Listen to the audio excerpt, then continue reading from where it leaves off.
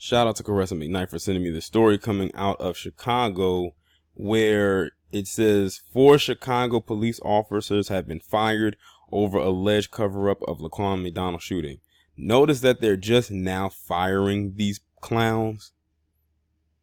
And notice that they're only just firing them. They need to also be brought up on charges if they have not done so already. But at this point, this late in the game, I don't know if that's even possible, but they should. But let's read this article. Maybe they are, and I just don't know. 4 Chicago police officers have been fired over their alleged cover-up in the 2014 murder of black teenager LaQuan McDonald by former officer Jason Van Dyke. The Chicago Police Board voted on Thursday to discharge Sergeant Stephen Franco and officers Janet Modrigan, Daphne Sebastian, and Ricardo Veramontes. They have the right to appeal the decision, which went into effect immediately. They should not have the right to appeal that because they know what they did. They know the role that they played. The department is bound by the decision of the board, Chicago Police Department spokesman Thomas Ahem told ABC News in a statement Thursday night. The affected members have further options that they may exercise if they so choose.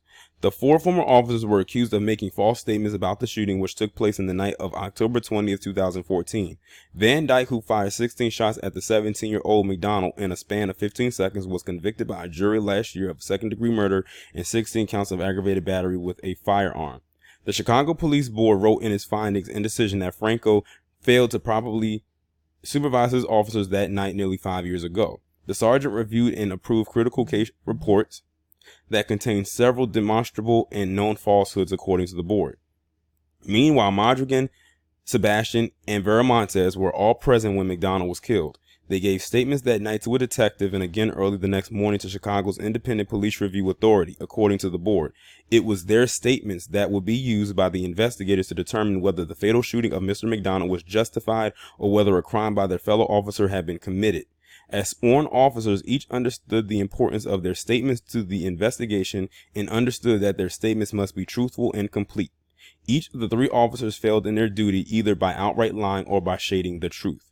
The Chicago Police Union, the Fraternal Order of Police, lambasted the board's ruling, saying it will no doubt lead to more violence in the city and quite likely more violence against the police. Now, let me stop right there because there's one more paragraph I have to read. If y'all remember, I just recently did a live stream talking about what happened recently with the Eric Garner thing and Daniel Pantaleo. If y'all watched that live stream, if y'all were there or you went back and listened to the playback, there was something very similar in what I read in that article that literally was identical, almost word for word, in what I just read in this most recent paragraph, where they were saying that no doubt will lead to more violence in the city and quite likely more violence against the police. That is the same thing that they said with Daniel Pantaleo when they said if he was to go to trial and be found not guilty, it will most likely lead to violence in the city.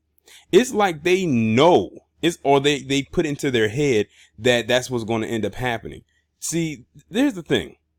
They want to commit these heinous crimes against us, but then want to get on pins and needles if something pops off when the decision that should be made does not go the way that it should. If some kind of aftermath should occur from the community that's affected the most by it. As if we're not supposed to be outraged. And notice they only do that. They only do that when it's these palm color cops or their cold colonizing cohorts that kill black people. If by any chance they did this to a white woman, notice I said white woman, or a white person in general, a palm colored person in general, they would not use those terminologies because they have to put into the mind and the psyche of the American people, well, the world at large, that we are just inherently violent, whether it's warranted or not. Basically, they're saying that if we are to be outraged about something, that we don't have the right to be outraged. That's basically what they're saying. They're putting a cap onto our emotions. Like almost as if we was to be outraged about something that's worth being outraged about, we shouldn't go too far with it. Like our outrage should only be limited to what they want it to be. But they can go out here and, do what they did in Charlottesville, and they don't talk about violence in nearly that much. Meanwhile, the person who committed the most violence in Charlottesville just got 419 years plus life in prison for using his vehicle as a weapon and running through people as if he was the bowling ball in there with the pins, and he killed one person in the process. The day before that, they were walking around with tiki torches that they probably got from Party City, thinking they were actually making a statement, but they looked like fools. Sounded like fools as well. But they have to hone in on us with their crosshairs to make it seem like we are the most violent people. If you look through history, we don't even come nearly as close to as violent as that palm-colored individual. Man, woman, child, whoever. These officers serve the citizens of this city with courage, integrity, and adherence to the rule of law. Martin Preeb, second vice president of the Fraternal Order of Police, said in a statement, "Too bad you couldn't do the same." Of course, they're going to get on cold for the pigs in blue. Of course, they're going to do that.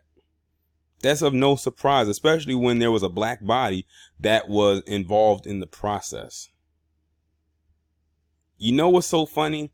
They can get on cold all they want when it comes to us, but let me tell you what's beating their precious cold right now.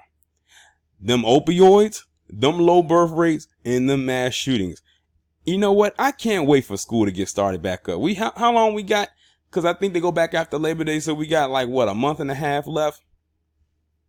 I cannot wait. Can you imagine? I wonder how many mass shootings there's going to be this year at these schools. I wonder. Because there was a record high this year. There was some that I couldn't talk about because there was so many of them, and many of them went unreported. But you know what? At the end of the year, what they do is they tally up a lot of these mass shootings. Now, some of them were committed by us, but it was just a small few. And I do mean a very small few. So small, it was probably the size of a mustard seed. But that's okay. They can stay on cold all they want. But right now, their cold is messing them up in the worst way possible, and they don't even realize it. But yeah, I just wanted to point that out in that paragraph, that it sounded very identical. Like I said, they are worried about what we're going to do. And the thing is, that's like a gaslighting, because they're expecting us to do that. They are expecting us to do it. Y'all let me know what you think down in the comments about this. Like, share, and subscribe. I will talk to you in the next one.